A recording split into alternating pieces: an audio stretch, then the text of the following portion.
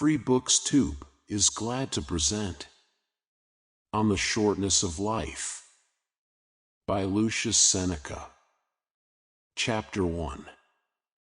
The majority of mortals, Paulinus, complain bitterly of the spitefulness of nature, because we are born for a brief span of life, because even this space that has been granted to us rushes by so speedily and so swiftly that all save a very few find life at an end just when they are getting ready to live.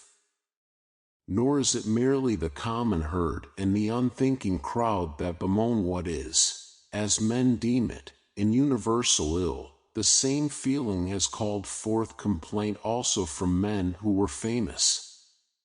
It is not that we have a short space of time, but that we waste much of it. Life is long enough, and it has been given in sufficiently generous measure to allow the accomplishment of the very greatest things if the whole of it is well invested.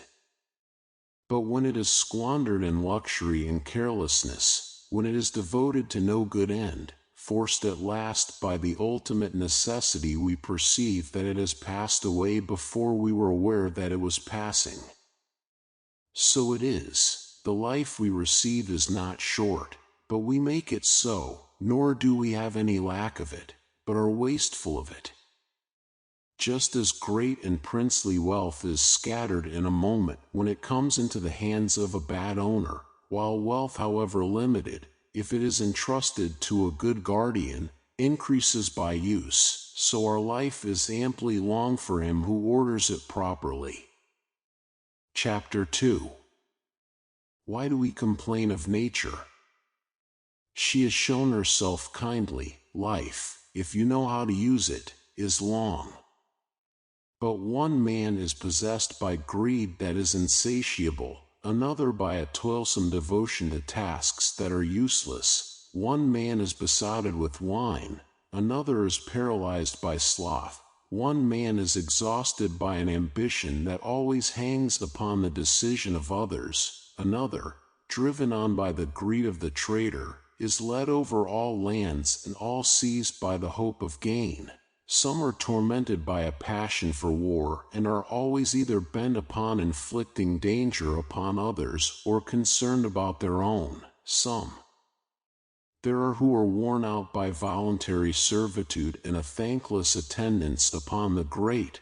Many are kept busy either in the pursuit of other men's fortune or in complaining of their own. Many, following no fixed aim, shifting and inconstant and dissatisfied, are plunged by their fickleness into plans that are ever new. Some have no fixed principle by which to direct their course, but fate takes them unawares while they loll and yawn. So surely does it happen that I cannot doubt the truth of that utterance which the greatest of poets delivered with all the seeming of an oracle: the part of life we really live is small. For all the rest of existence is not life, but merely time. Vices beset us and surround us on every side, and they do not permit us to rise anew and lift up our eyes for the discernment of truth, but they keep us down when once they have overwhelmed us and we are chained to lust. Their victims are never allowed to return to their true selves. If ever they chance to find some release, like the waters of the deep sea which continue to heave even after the storm is past, they are tossed about, and no rest from their lusts abides. Think you that I am speaking of the wretches whose evils are admitted? Look at those whose prosperity men flock to behold. They are smothered by their blessings. To how many are riches a burden? From how many do eloquence and the daily straining to display their powers draw forth blood? How many are pale from constant pleasures? To how many does the throng of clients that crowd about them leave no freedom? In short, run through the list of all these men from the lowest to the highest. This man desires an advocate, this one answers the call, that one is on trial, that one defends him, that one gives sentence. No one asserts his claim to himself. everyone is wasted for the sake of another. Ask about the men whose names are known by heart, and you will see that these are the marks that distinguish them. A cultivates B and B cultivates C. No one is his own master. And then certain men show the most senseless indignation. They complain of the insolence of their superiors, because they were too busy to see them when they wished an audience. But can anyone have the hardihood to complain of the pride of another when he himself has no time to attend to himself? After all, no matter who you are, the great man does sometimes look toward you even if his face is insolent. He does sometimes condescend to listen to your words. He permits you to appear at his side, but you never deign to look upon yourself, to give ear to yourself. There is no reason, therefore, to count anyone in debt for such services, seeing that, when you performed them, you had no wish for another's company, but could not endure your own. Chapter 3. Though all the brilliant intellects of the ages were to concentrate upon this one theme, never could they adequately express their wonder at this dense darkness of the human mind. Men do not suffer anyone to seize their estates, and they rush to stones and arms if there is even the slightest dispute about the limit of their lands, yet they allow others to trespass upon their life. Nay, they themselves even lead in those who will eventually possess it. No one is to be found who is willing to distribute his money, yet among how many does each one of us distribute his life? In guarding their fortune, men are often close-fisted, yet, when it comes to the matter of wasting time, in the case of the one thing in which it is right to be miserly, they show themselves most prodigal. And so I should like to lay hold upon someone from the company of older men and say, I see that you have reached the farthest limit of human life. You are pressing hard upon your 100th year, or are even beyond it. Come now, recall your life and make a reckoning. Consider how much of your time was taken up with a moneylender, how much with a mistress, how much with a patron, how much with a client, how much in wrangling with your wife, how much in punishing your slaves, how much in rushing about the city on social duties. Add the diseases which we have caused by our own acts. Add, too, the time that has lain idle and unused. You will see that you have fewer years to your credit than you count. Look back in memory and consider when you ever had a fixed plan. How few days have passed as you had intended, when you were ever at your own disposal, when your face ever wore its natural expression, when your mind was ever unperturbed.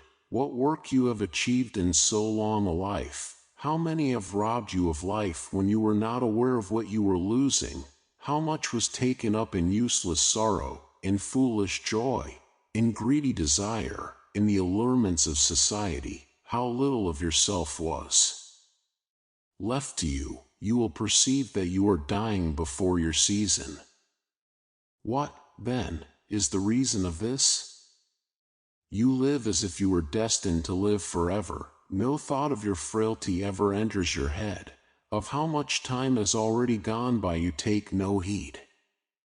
You squander time as if you drew from a full and abundant supply, though all the while that day which you bestow on some person or thing is perhaps your last. You have all the fears of mortals and all the desires of immortals. You will hear many men saying, after my 50th year I shall retire into leisure, my 60th year shall release me from public duties. And what guarantee, pray, have you that your life will last longer? Who will suffer your course to be just as you plan it? Are you not ashamed to reserve for yourself only the remnant of life, and to set apart for wisdom only that time which cannot be devoted to any business? How late it is to begin to live just when we must cease to live. What foolish forgetfulness of mortality to postpone wholesome plans to the 50th and 60th year, and to intend to begin life at a point to which few have attained. Chapter 4. You will see that the most powerful and highly placed men let drop remarks in which they long for leisure, acclaim it, and prefer it to all their blessings. They desire at times, if it could be with safety, to descend from their high pinnacle, for, though nothing from without should assail or shatter, fortune of its very self comes crashing down. The deified Augustus, to whom the gods vouchsafed more than to any other man, did not cease to pray for rest and to seek release from public affairs. All his conversation ever reverted to this subject, his hope of leisure. This was the sweet, even if vain, consolation with which he would gladden his labors, that he would one day live for himself. In a letter addressed to the Senate, in which he had promised that his rest would not be devoid of dignity nor inconsistent with his former glory, I find these words: but these matters can be shown better by deeds than by promises. Nevertheless, since the joyful reality is still far distant, my desire for that time most earnestly prayed for has led me to forestall some of its delight by the pleasure of words. So desirable a thing did leisure seem that he anticipated it in thought, because he could not attain it in reality. He who saw everything depending upon himself alone, who determined the fortune of individuals and of nations, thought most happily of that future day on which he should lay aside his greatness. He had discovered how much sweat those blessings that shone throughout all lands drew forth, how many secret worries they concealed. Forced to pit arms first against his countrymen, then against his colleagues, and lastly against his relatives, he shed blood on land and sea. Through Macedonia, Sicily, Egypt, Syria, and Asia, and almost all countries he followed the path of battle, and when his troops were weary of shedding Roman blood, he turned them to foreign wars. While he was pacifying the Alpine regions, and subduing the enemies planted in the midst of a peaceful empire, while he was extending its bounds even beyond the Rhine and the Euphrates and the Danube, in Rome itself the swords of Murena, Scipio, Lepidus, Ignatius, and others were being whetted to slay him. Not yet had he escaped their plots, when his daughter and all the noble youths who were bound to her by adultery as by a sacred oath, oft alarmed his failing years, and there was Paulus, and a second time the need to fear a woman in league with an Antony. When we had cut away these ulcers together with the limbs themselves, others would grow in their place, just as in a body that was overburdened with blood, there was always a rupture somewhere. And so he longed for leisure, in the hope and thought of which he found relief for his labors. This was the prayer of one who was able to answer the prayers of mankind. Chapter 5. Marcus Cicero, long flung among men like Catiline and Clodius and Pompey and Crassus, some open enemies, others doubtful friends, as he is tossed to and fro along with the state and seeks to keep it from destruction, to be at last swept away, unable as he was to be restful in prosperity or patient in adversity. How many times does he curse that very consulship of his, which he had lauded without end, though not without reason? How tearful the words he uses in a letter written to Atticus, when Pompey the elder had been conquered, and the son was still trying to restore his shattered arms in Spain. "Do you ask," he said, "what I am doing here? I am lingering in my Tusculan villa half a prisoner." He then proceeds to other statements, in which he bewails his former life and complains of the present and despairs of the future. Cicero said that he was half a prisoner. But, in very truth, never will the wise man resort to so lowly a term, never will he be half a prisoner, he who always possesses an undiminished and stable liberty, being free and his own master and towering over all others. For what can possibly be above him who is above fortune? Chapter 6. When Livius Drusus, a bold and energetic man, had with the support of a huge crowd drawn from all Italy proposed new laws and the evil measures of the Gracchi, seeing no way out for his policy, which he could neither carry through nor abandon when once started on, he is said to have complained bitterly against the life of unrest he had had from the cradle, and to have exclaimed that he was the only person who had never had a holiday even as a boy. For, while he was still a ward and wearing the dress of a boy, he had had the courage to commend to the favor of a jury those who were accused, and to make his influence felt in the law courts, so powerfully, indeed, that it is very well known that in certain trials he forced a favorable verdict. To what lengths was not such premature ambition destined to go? One might have known that such precocious hardihood would result in great personal and public misfortune. And so it was too late for him to complain that he had never had a holiday when from boyhood he had been a troublemaker and a nuisance in the forum. It is a question whether he died by his own hand, for he fell from a sudden wound received in his groin, some doubting whether his death was voluntary, no one, whether it was timely.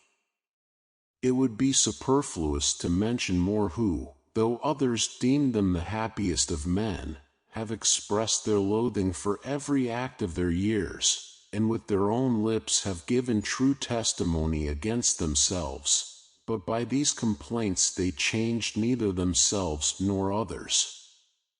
For when they have vented their feelings in words, they fall back into their usual round. Heaven knows, such lives as yours, though they should pass the limit of 1,000 years, will shrink into the merest span. Your vices will swallow up any amount of time.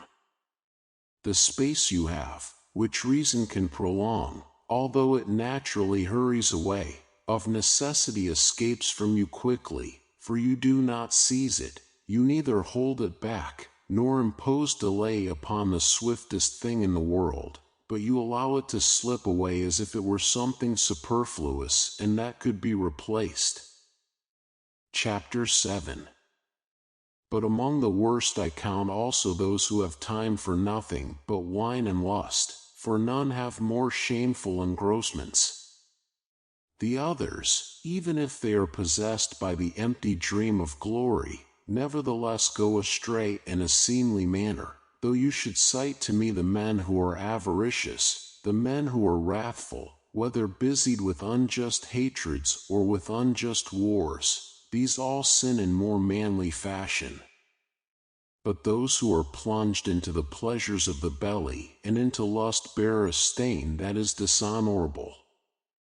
Search into the hours of all these people, see how much time they give to accounts, how much to laying snares, how much to fearing them, how much to paying court, how much to being courted, how much is taken up in giving or receiving bail, how much by banquets, for even these have now become a matter of business, and you will see how their interests, whether you call them evil or good, do not allow them time to breathe. Finally, everybody agrees that no one pursuit can be successfully followed by a man who is preoccupied with many things. Eloquence cannot, nor the liberal studies, since the mind, when distracted, takes in nothing very deeply, but rejects everything that is, as it were, crammed into it. There is nothing the busy man is less busied with than living. There is nothing that is harder to learn. Of the other arts there are many teachers everywhere, Some of them we have seen that mere boys have mastered so thoroughly that they could even play the master. It takes the whole of life to learn how to live, and, what will perhaps make you wonder more, it takes the whole of life to learn how to die. Many very great men, having laid aside all their encumbrances, having renounced riches, business, and pleasures, have made it their one aim up to the very end of life to know how to live, yet the greater number of them have departed from life confessing that they did not yet know, still less do those others know.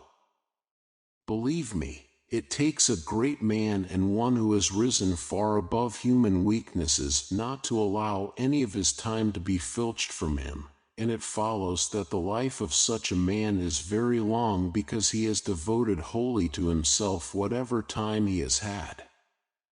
None of it lay neglected and idle, none of it was under the control of another, for, guarding it most grudgingly, he found nothing that was worthy to be taken in exchange for his time. And so that man had time enough, but those who have been robbed of much of their life by the public have necessarily had too little of it. And there is no reason for you to suppose that these people are not sometimes aware of their loss. Indeed, you will hear many of those who are burdened by great prosperity cry out at times in the midst of their throngs of clients, or their pleadings in court, or their other glorious miseries, "I have no chance to live." Of course you have no chance. All those who summon you to themselves turn you away from your own self. Of how many days has that defendant robbed you? Of how many that candidate? Of how many that old woman wearied with burying her heirs? Of how many that man who is shamming sickness for the purpose of exciting the greed of the legacy hunters?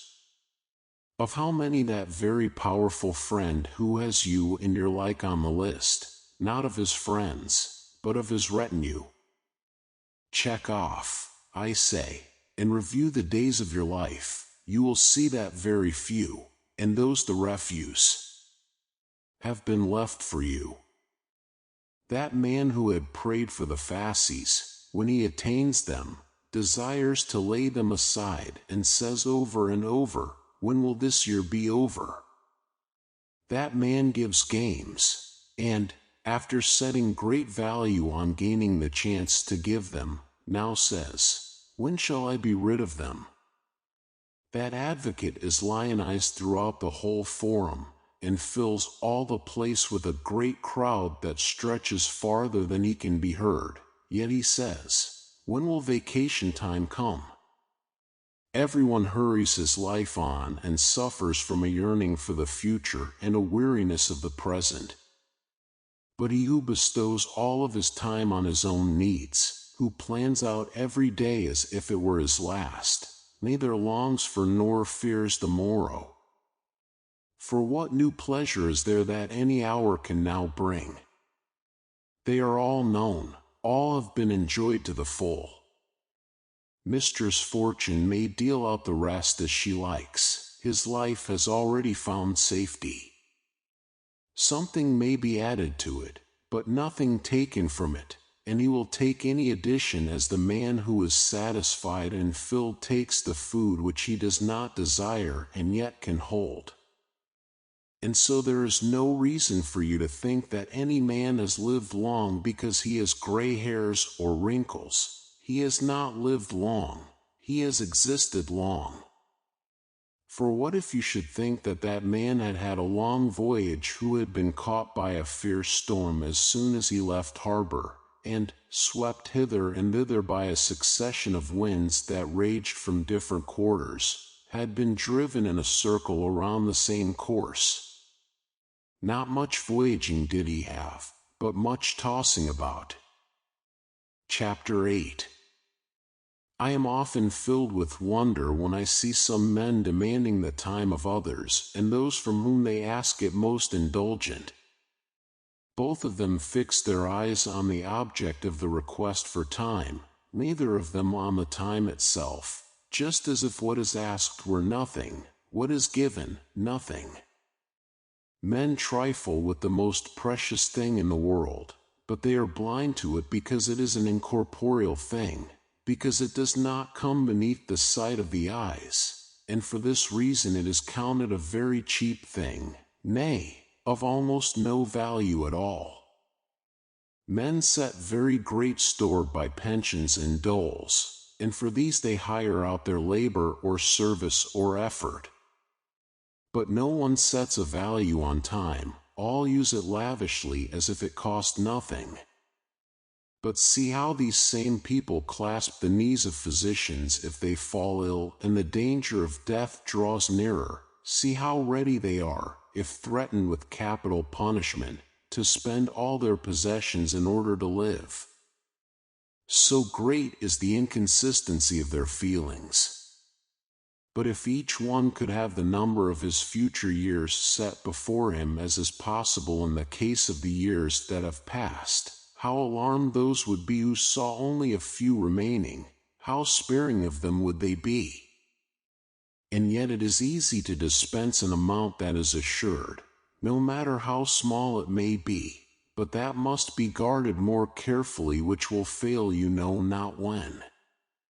Yet there is no reason for you to suppose that these people do not know how precious a thing time is, for to those whom they love most devotedly they have a habit of saying that they are ready to give them a part of their own years. And they do give it, without realizing it, but the result of their giving is that they themselves suffer loss without adding to the years of their dear ones. But the very thing they do not know is whether they are suffering loss. Therefore, the removal of something that is lost without being noticed they find is bearable. Yet no one will bring back the years, no one will bestow you once more on yourself. Life will follow the path it started upon, and will neither reverse nor check its course. It will make no noise. It will not remind you of its swiftness. Silent it will glide on, it will not prolong itself at the command of a king, or at the applause of the populace. Just as it was started on its first day, so it will run, nowhere will it turn aside, nowhere will it delay. And what will be the result? You have been engrossed, life hastens by, meanwhile death will be at hand, for which, willy-nilly, you must find leisure. Chapter 9. Can anything be sillier than the point of view of certain people, I mean those who boast of their foresight? They keep themselves very busily engaged in order that they may be able to live better. They spend life in making ready to live. They form their purposes with a view to the distant future, yet postponement is the greatest waste of life. It deprives them of each day as it comes. It snatches from them the present by promising something hereafter. The greatest hindrance to living is expectancy, which depends upon the morrow and wastes today. You dispose of that which lies in the hands of fortune. You let go that which lies in your own. Whither do you look? At what goal do you aim? All things that are still to come lie in uncertainty. Live straightway. See how the greatest of bards cries out, and, as if inspired with divine utterance, sings the saving strain. The fairest day in hapless mortal's life is ever first to flee. Why do you delay? Says he. Why are you idle? Unless you seize the day, it flees. Even though you seize it, it still will flee. Therefore you must vie with time's swiftness in the speed of using it, and, as from a torrent that rushes by and will not always flow, you must drink quickly. And, too, the utterance of the bard is most admirably worded to cast censure upon infinite delay, in that he says, not the fairest age, but the fairest day. Why, to whatever length your greed inclines, Do you stretch before yourself months and years in long array, unconcerned and slow though time flies so fast? The poet speaks to you about the day, and about this very day that is flying. Is there, then, any doubt that for hapless mortals, that is, for men who are engrossed, the fairest day is ever the first to flee? Old age surprises them while their minds are still childish, and they come to it unprepared and unarmed, for they have made no provision for it. They have stumbled upon it suddenly and unexpectedly. They did not notice that it was drawing nearer day by day. Even as conversation or reading or deep meditation on some subject beguiles the traveler, and he finds that he has reached the end of his journey before he was aware that he was approaching it, just so with this unceasing and most swift journey of life, which we make at the same pace whether waking or sleeping, those who are engrossed become aware of it only at the end. Chapter 10. Should I choose to divide my subject into heads with their separate proofs, many arguments will occur to me by which I could prove that busy men find life very short. But Fabianus, who was none of your lecture-room philosophers of today, but one of the genuine and old-fashioned kind, used to say that we must fight against the passions with main force, not with artifice, and that the battle line must be turned by a bold attack, not by inflicting pinpricks. That sophistry is not serviceable, for the passions must be, not nipped, but crushed. Yet, in order that the victims of them may be censured, each for his own particular fault, I say that they must be instructed, not merely wept over. Life is divided into 3 periods: that which has been, that which is, that which will be. Of these the present time is short, the future is doubtful, the past is certain. For the last is the one over which fortune has lost control, is the one which cannot be brought back under any man's power. But men who are engrossed lose this, for they have no time to look back upon the past, and even if they should have, it is not pleasant to recall something they must view with regret. They are, therefore, unwilling to direct their thoughts backward to ill-spent hours, and those whose vices become obvious if they review the past, even the vices which were disguised under some allurement of momentary pleasure, do not have the courage to revert to those hours. No one willingly turns his thought back to the past, unless all his acts have been submitted to the censorship of his conscience, which is never deceived. He who is ambitiously coveted, proudly scorned, recklessly conquered, treacherously betrayed, greedily seized, or lavishly squandered, must needs fear his own memory. And yet this is the part of our time that is sacred and set apart, put beyond the reach of all human mishaps, and removed from the dominion of fortune, the part which is disquieted by no one, by no fear, by no attacks of disease. This can neither be troubled nor be snatched away. It is an everlasting and unanxious possession. The present offers only one day at a time, and each by minutes, but all the days of past time will appear when you bid them. They will suffer you to behold them and keep them at your will, a thing which those who are engrossed have no time to do. The mind that is untroubled and tranquil has the power to roam into all the parts of its life, but the minds of the engrossed, just as if weighted by a yoke, cannot turn and look behind. And so their life vanishes into an abyss, and as it does no good, no matter how much water you pour into a vessel, if there is no bottom to receive and hold it, so with time, it makes no difference how much is given. If there is nothing for it to settle upon, it passes out through the chinks and holes of the mind. Present time is very brief, so brief, indeed, that to some there seems to be none, for it is always in motion, it ever flows and hurries on, it ceases to be before it has come, and can no more brook delay than the firmament or the stars, whose ever unresting movement never lets them abide in the same track. The engrossed, therefore, are concerned with present time alone, and it is so brief that it cannot be grasped, and even this is filched away from them, distracted as they are among many things. Chapter 11. In a word, do you want to know how they do not live long? See how eager they are to live long. Decrepit old men beg in their prayers for the addition of a few more years. They pretend that they are younger than they are. They comfort themselves with a falsehood, and are as pleased to deceive themselves as if they deceived fate at the same time. But when at last some infirmity has reminded them of their mortality, in what terror do they die, feeling that they are being dragged out of life, and not merely leaving it. They cry out that they have been fools, because they have not really lived, and that they will live henceforth in leisure if only they escape from this illness. Then at last they reflect how uselessly they have striven for things which they did not enjoy, and how all their toil has gone for nothing. But for those whose life is past remote from all business, why should it not be ample?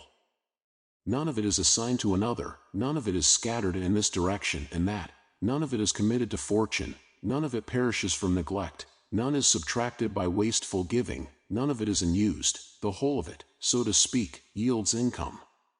And so, however small the amount of it, it is abundantly sufficient, and therefore, whenever his last day shall come, the wise man will not hesitate to go to meet death with steady step. Chapter 12. Perhaps you ask whom I would call the preoccupied? There is no reason for you to suppose that I mean only those whom the dogs that have at length been let in drive out from the law court, those whom you see either gloriously crushed in their own crowd of followers, or scornfully in someone else's, those whom social duties call forth from their own homes to bump them against someone else's doors, or whom the praetor's hammer keeps busy in seeking gain that is disreputable and that will one day fester. Even the leisure of some men is engrossed, in their villa or on their couch, in the midst of solitude. Although they have withdrawn from all others, they are themselves the source of their own worry. We should say that these are living, not in leisure, but in idle preoccupation.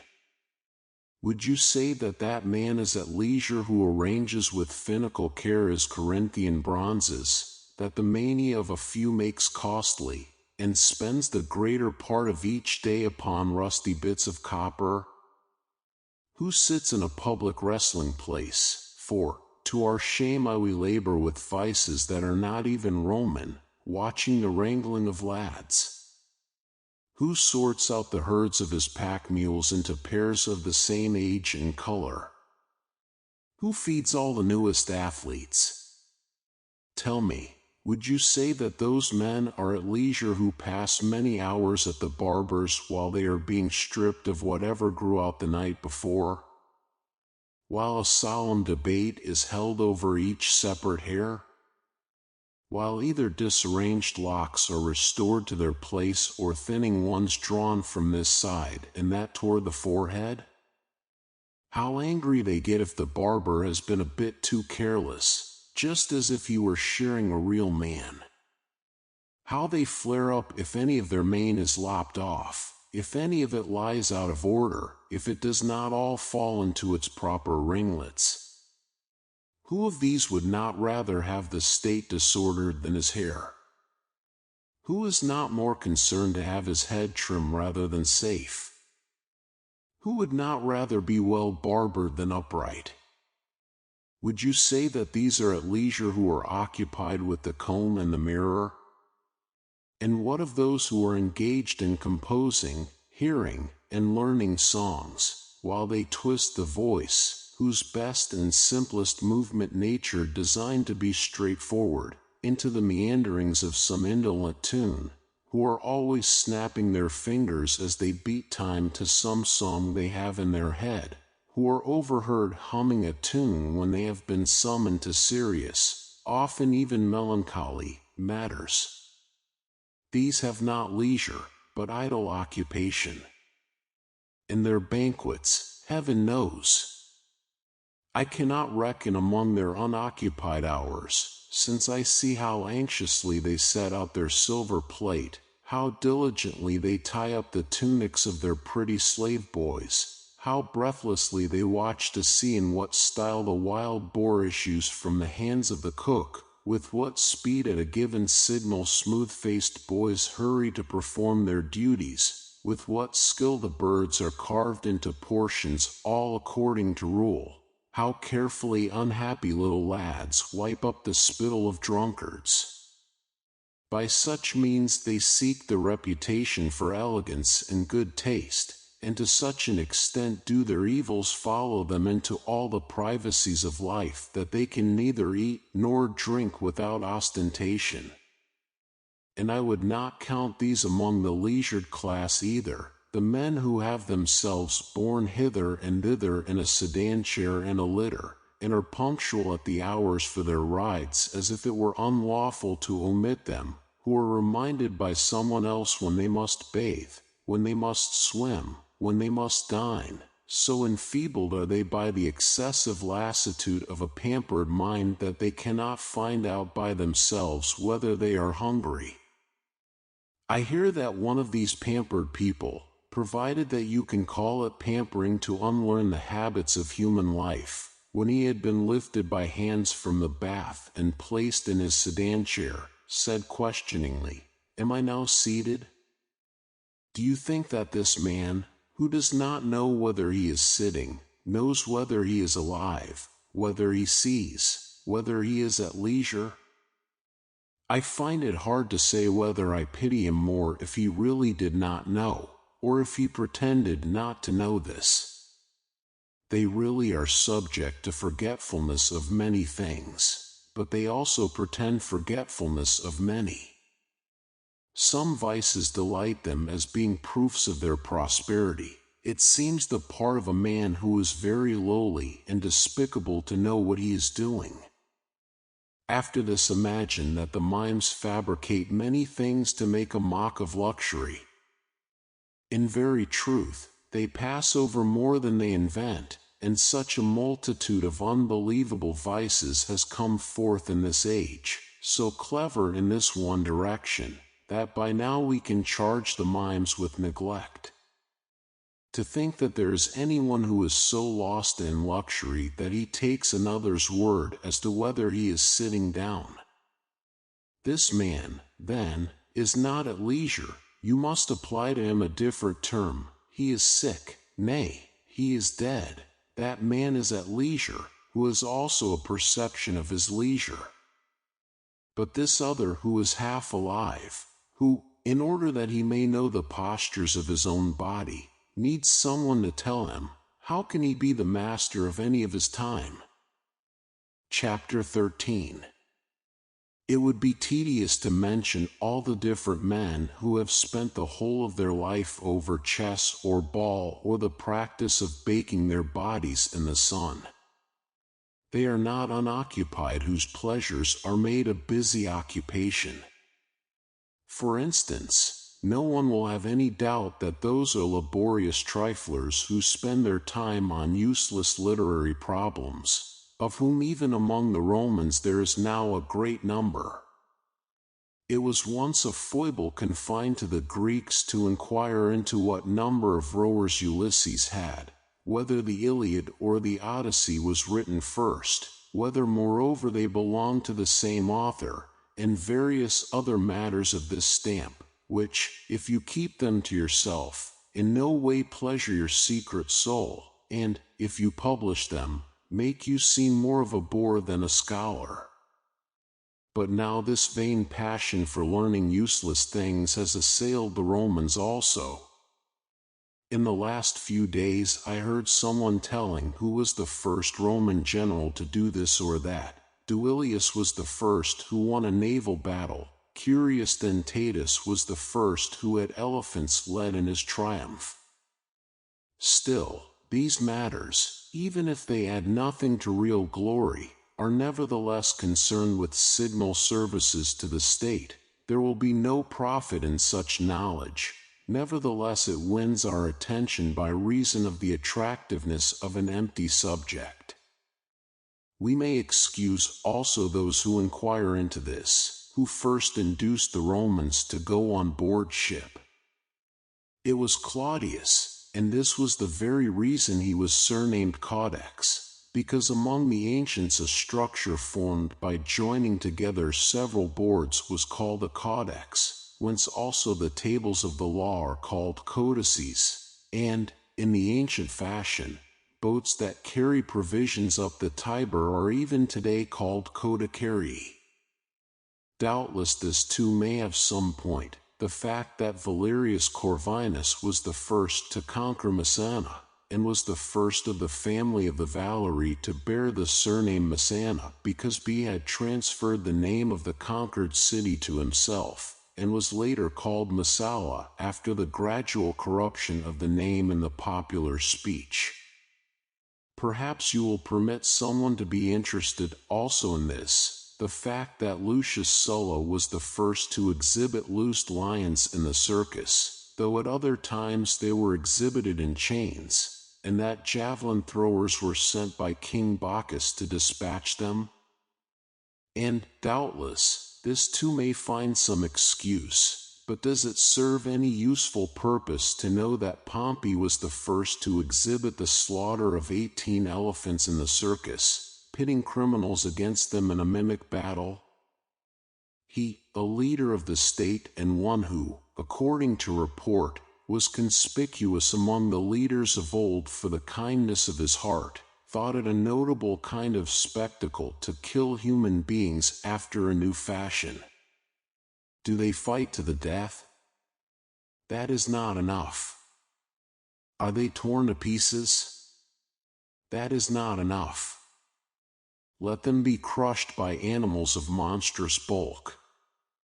Better would it be that these things pass into oblivion, lest hereafter some all-powerful man should learn them and be jealous of an act that was nowise human. Oh, what blindness does great prosperity cast upon our minds!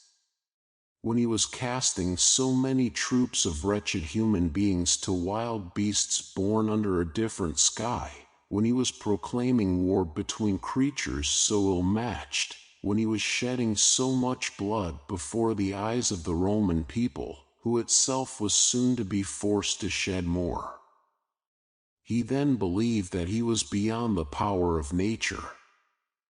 But later this same man, betrayed by Alexandrine treachery, offered himself to the dagger of the vilest slave, and then at last discovered what an empty boast his surname was.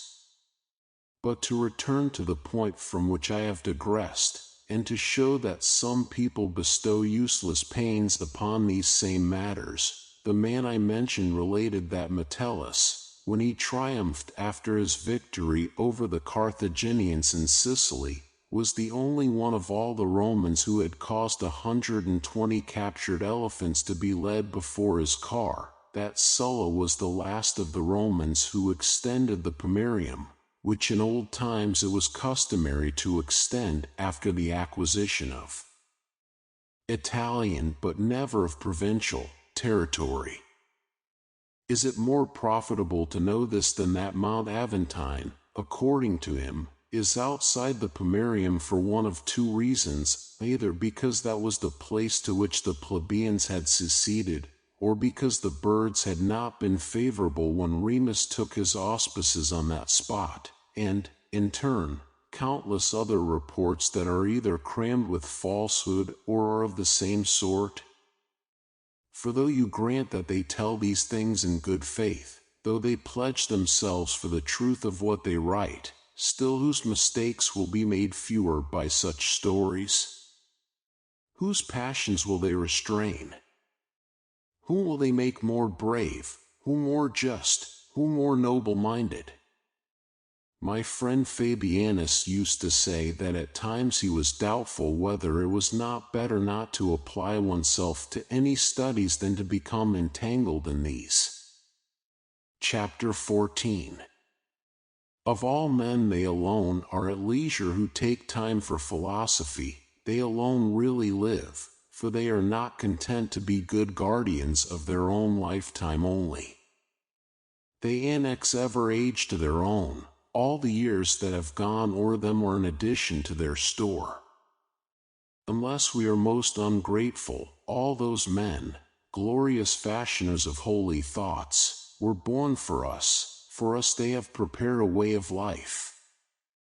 By other men's labors we are led to the sight of things most beautiful that have been wrested from darkness and brought into light. From no age are we shut out, we have access to all ages, and if it is our wish, by greatness of mind, to pass beyond the narrow limits of human weakness, there is a great stretch of time through which we may roam.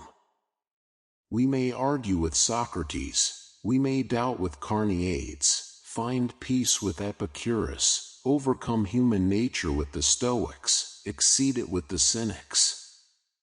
Since nature allows us to enter into fellowship with every age, why should we not turn from this paltry and fleeting span of time and surrender ourselves with all our soul to the past, which is boundless, which is eternal, which we share with our betters? Those who rush about in the performance of social duties, who give themselves and others no rest, when they have fully indulged their madness, when they have every day crossed everybody's threshold, and have left no open door unvisited, when they have carried around their venal greeting to houses that are very far apart, out of a city so huge and torn by such varied desires, how few will they be able to see? How many will there be who either from sleep or self-indulgence or rudeness will keep them out? How many who, when they have tortured them with long waiting, will rush by, pretending to be in a hurry? How many will avoid passing out through a hall that is crowded with clients, and will make their escape through some concealed door as if it were not more discourteous to deceive than to exclude? How many, still half asleep and sluggish from last night's debauch, scarcely lifting their lips in the midst of a most insolent yawn, manage to bestow on yonder poor wretches, who break their own slumber in order to wait on that of another, the right name only after it has been whispered to them 1,000 times? But we may fairly say that they alone are engaged in the true duties of life who shall wish to have Zeno, Pythagoras, Democritus, and all the other high priests of liberal studies, and Aristotle and Theophrastus, as their most intimate friends every day. No one of these will be not at home. No one of these will fail to have his visitor leave more happy and more devoted to himself than when he came. No one of these will allow anyone to leave him with empty hands. All mortals can meet with them by night or by day. Chapter 15. No one of these will force you to die, but all will teach you how to die. No one of these will wear out your years, but each will add his own years to yours. Conversations with no one of these will bring you peril. The friendship of none will endanger your life. The courting of none will tax your purse. From them you will take whatever you wish. It will be no fault of theirs if you do not draw the utmost that you can desire. What happiness, what a fair old age awaits him who has offered himself as a client to these. He will have friends from whom he may seek counsel on matters great and small, whom he may consult every day about himself, from whom he may hear truth without insult, praise without flattery, and after whose likeness he may fashion himself. We are wont to say that it was not in our power to choose the parents who fell to our lot, that they have been given to men by chance, yet we may be the sons of whomsoever we will. Households there are of noblest intellects. Choose the one into which you wish to be adopted. You will inherit not merely their name, but even their property, which there will be no need to guard in a mean or niggardly spirit. The more persons you share it with, the greater it will become. These will open to you the path to immortality, and will raise you to a height from which no one is cast down. This is the only way of prolonging mortality, nay, of turning it into immortality. Honors, monuments, all that ambition is commanded by decrees or reared in works of stone, quickly sink to ruin. There is nothing that the lapse of time does not tear down and remove. But the works which philosophy has consecrated cannot be harmed. No age will destroy them, no age reduce them. The following and each succeeding age will but increase the reverence for them, since envy works upon what is close at hand, and things that are far off we are more free to admire. The life of the philosopher, therefore, has wide range, and he is not confined by the same bounds that shut others in. He alone is freed from the limitations of the human race. All ages serve him as if a god. Has some time passed by? This he embraces by recollection. Is time present? This he uses. Is it still to come? This he anticipates. He makes his life long by combining all times into one. Chapter 16. But those who forget the past, neglect the present, and fear for the future have a life that is very brief and troubled. When they have reached the end of it, the poor wretches perceive too late that for such a long while they have been busied in doing nothing. Nor because they sometimes invoke death, have you any reason to think it any proof that they find life long. In their folly they are harassed by shifting emotions which rush them into the very things they dread. They often pray for death because they fear it.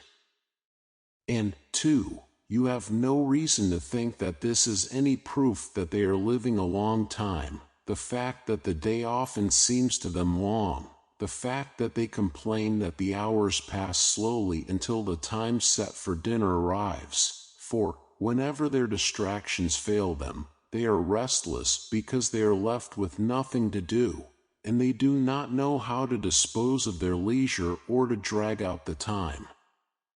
And so they strive for something else to occupy them, and all the intervening time is irksome, exactly as they do when a gladiatorial exhibition has been announced, or when they are waiting for the appointed time of some other show or amusement. They want to skip over the days that lie between. All postponement of something they hope for seems long to them. Yet the time which they enjoy is short and swift, and it is made much shorter by their own fault, for they flee from one pleasure to another and cannot remain fixed in one desire. Their days are not long to them, but hateful. Yet, on the other hand, how scanty seem the nights which they spend in the arms of a harlot or in wine. It is this also that accounts for the madness of poets in fostering human frailties by the tales in which they represent that Jupiter, under the enticement of the pleasures of a lover, doubled the length of the night.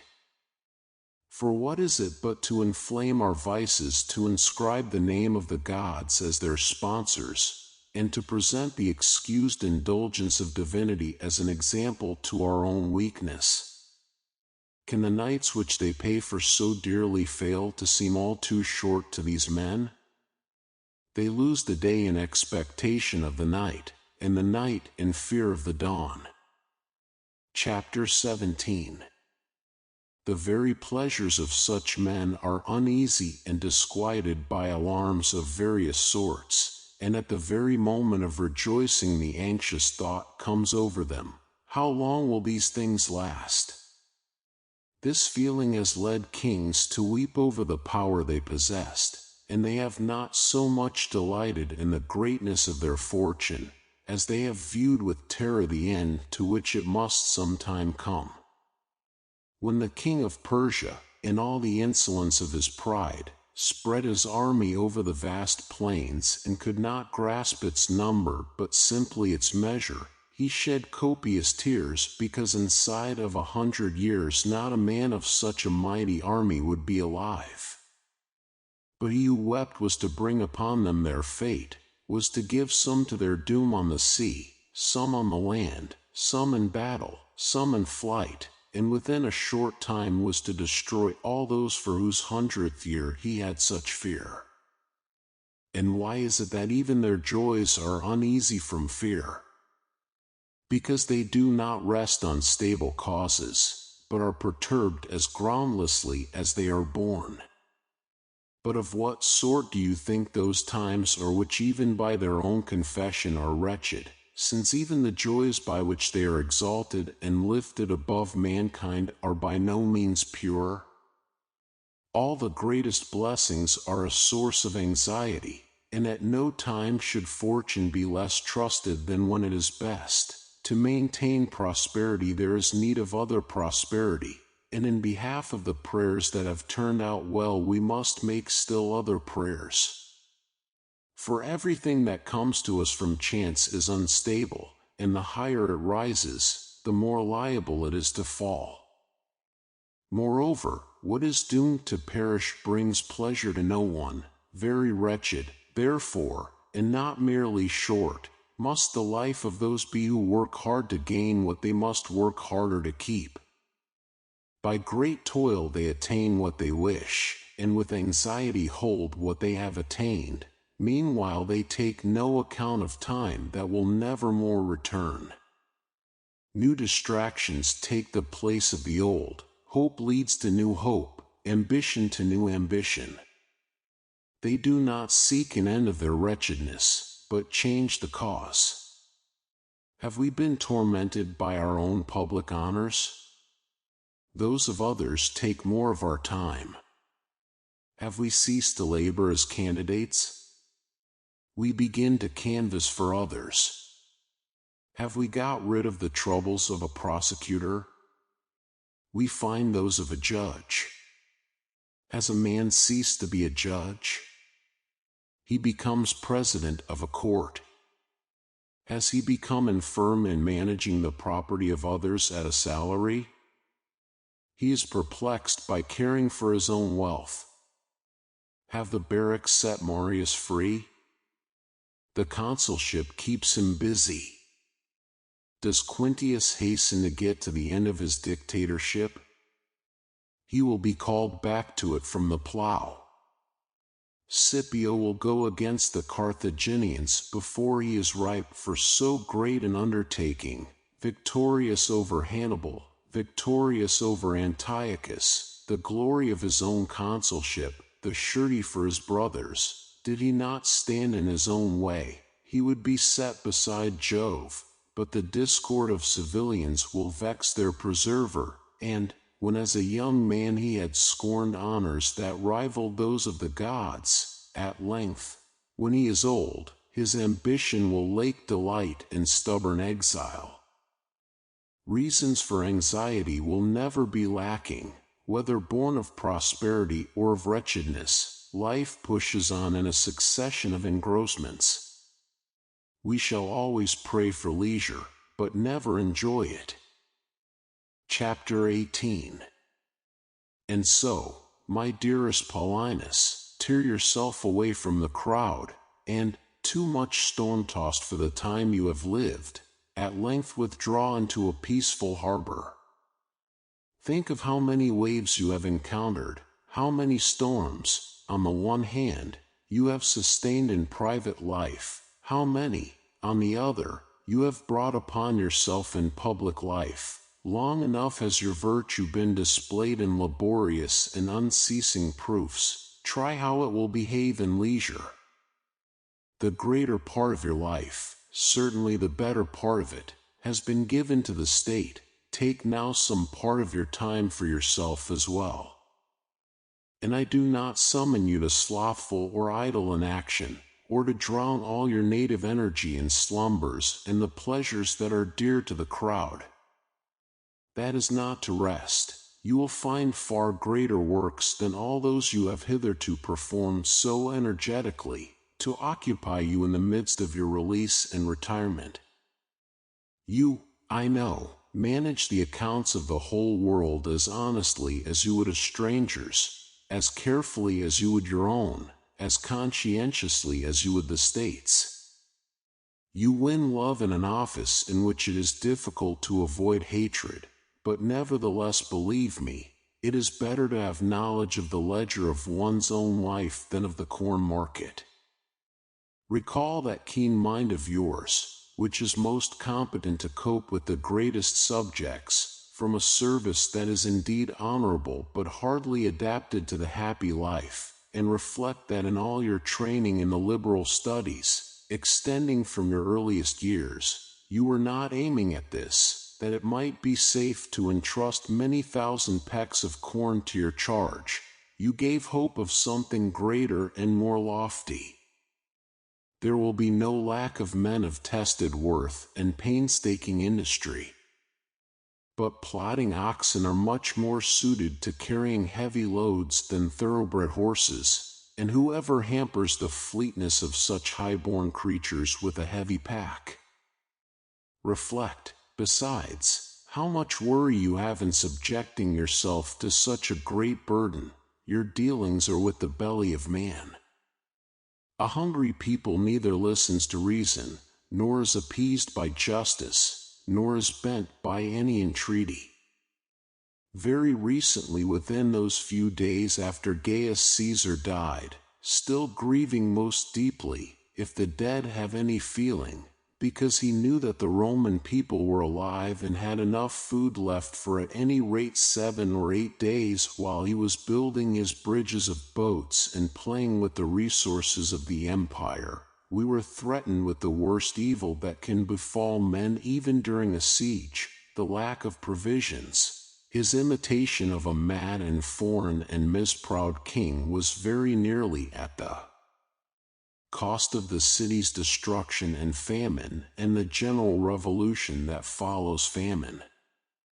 What then must have been the feeling of those who had charge of the corn market, and had to face stones, the sword, fire, and a Caligula? By the greatest subterfuge they concealed the great evil that lurked in the vitals of the state, with good reason, you may be sure. For certain maladies must be treated while the patient is kept in ignorance. Knowledge of their disease has caused the death of many. Chapter 19. Do you retire to these quieter, safer, greater things?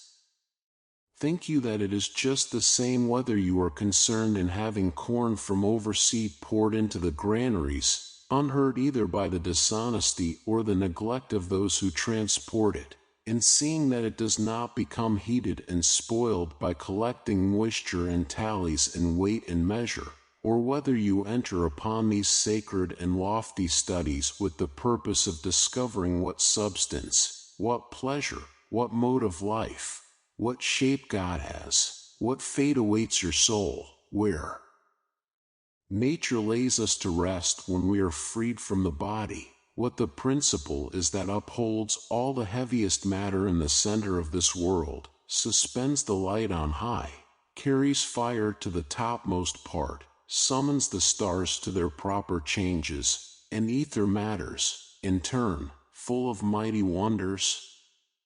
You really must leave the ground and turn your mind's eye upon these things.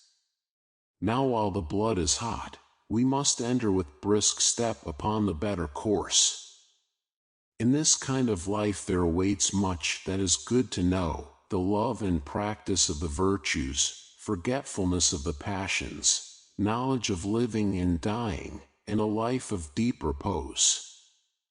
The condition of all who are preoccupied is wretched, but most wretched is the condition of those who labor at preoccupations that are not even their own, who regulate their sleep by that of another, their walk by the pace of another, who are under orders in case of the freest things in the world, loving and hating.